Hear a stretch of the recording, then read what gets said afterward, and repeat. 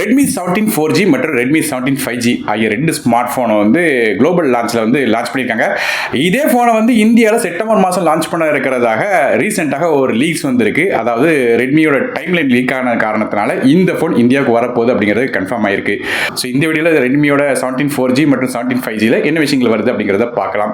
So வீடியோக்கு முன்னாடி channel subscribe பண்ணிங்க, பக்கத்துக்கு பெல் ஐக்கனை ப்ரெஸ் பண்ணி தொடர்ந்து உங்க அதில் தாங்க.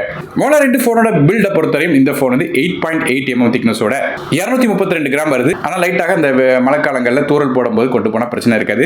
கலர்ஸை பொறுத்து ரெட்மி 17 பார்த்தீங்கன்னா நமக்கு black, deep blue, oak green மற்றும் லோட்டஸ் பர்பிள் அப்படிங்கிற 4 கலர்ஸ் வருது. அது ரெட்மி 17 5G பார்த்துட்டீங்கன்னா black, deep blue, vivid orange அப்படிங்கிற மெட்டீரியல் வருது. இந்த விவிட் ஆரஞ்சு PU லெதர் மெட்டீரியலாக வருது.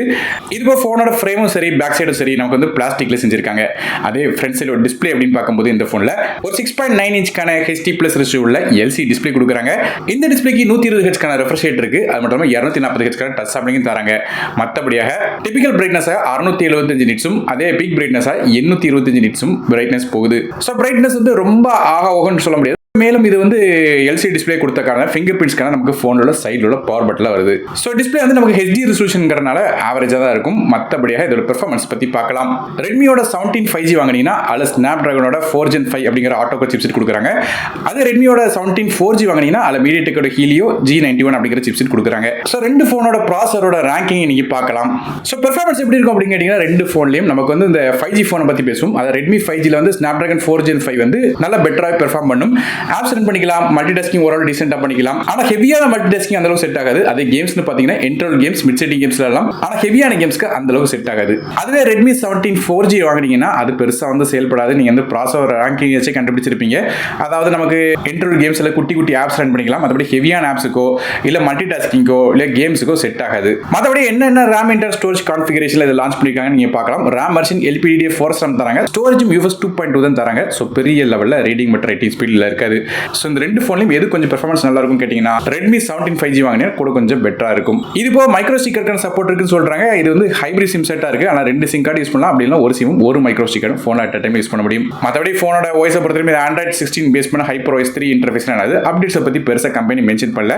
அதே ஃபோனோட பேக் சைடில் 2 கேமரா இருக்குன்னு சொல்றாங்க. முதல் கேமரா ஒரு 50 மோசக்கான மெயின் கேமரா. ஆனால் இதுக்கு ஆப்டிகல் இமேஜ் ஸ்டெபிலைசேஷன் சப்போர்ட்லாம் இல்லை. இது f1.8 ஆப்பர்ச்சர்ல வருது. மற்றபடி செகண்டரி கேமரா சும்மா பேருக்காக ஒரு கேமரா கொடுக்குறாங்க. டெப்த் சென்சராக இருக்குன்னு சொல்லி எதிர்பார்க்கப்படுது. அதே செல்ஃபின்னு பார்க்கும்போது 8 மோசக்கான ஃப்ரண்ட் ஃபேசிங் கேமரா தராங்க. இதுபோல் ஆடியோ பொறுத்தவரையும் 3.5 mm ஆடியோ ஜாக் சப்போர்ட் இருக்கு. ஸ்டீரியோ ஸ்பீக்கர் சப்போர்ட்டோட. மற்றபடி நெட்வொர்க்ஸ் பொறுத்தவரையும் நமக்கு 4G ஃபோன் வாங்கினீங்கன்னா 4G தான் கிடைக்கும். அதே ரெட்மி 17 5G வாங்கினீங்கன்னா 5G சப்போர்ட் கிடைக்குது. ஆனால் நோட் பண்ண வேண்டிய விஷயம் ப்ளூடூத் வெர்ஷன் மட்டும் கொஞ்சம் வித்தியாசம் வருது. அதாவது 5G ஃபோன் வாங்கினீங்கன்னா நமக்கு ப்ளூடூத் 5.1 தான் கிடைக்கும். ஆனால் அந்த 4G ஃபோன் வாங்கும்போது நமக்கு ப்ளூடூத் 5.4 கிடைக்கும். அடுத்ததாக இந்த ஃபோனோட ஹைலைட் இது ஒரு பேட்டரி. அதாவது இந்த ஃபோனில் 7500 mAh பேட்டரி கொடுக்குறாங்க. இதை சார்ஜ் பண்ணுறதுக்கு 45 வாட்க்கான ஃபாஸ்ட் சார்ஜிங் சப்போர்ட் வருது. இது போக நமக்கு 22.5 வாட்ல ரிவர்ஸ் வயர்ட் சார்ஜிங் சப்போர்ட்டும் இருக்கு. கடைசியாக ரெண்டு ஃபோனில் ஃபாரின்ல லான்ச் பண்ண பிரைசிங்கை நீங்கள் ஸ்க்ரீனில் பார்க்கலாம். 5G ஃபோன் வாங்கினீங்கன்னா ஒரு 25000 ரூபாய்க்கு கீழே வந்தால் நல்லா இருக்கும்னு சொல்லிட்டு என்னோட கருத்து. மறுபடியும் 4G ஃபோன் நமக்கு ஒரு 15000 16000 ரேஞ்சில் லான்ச் பண்ணுவாங்க. ஸோ எதிர்பார்க்கப்படுது.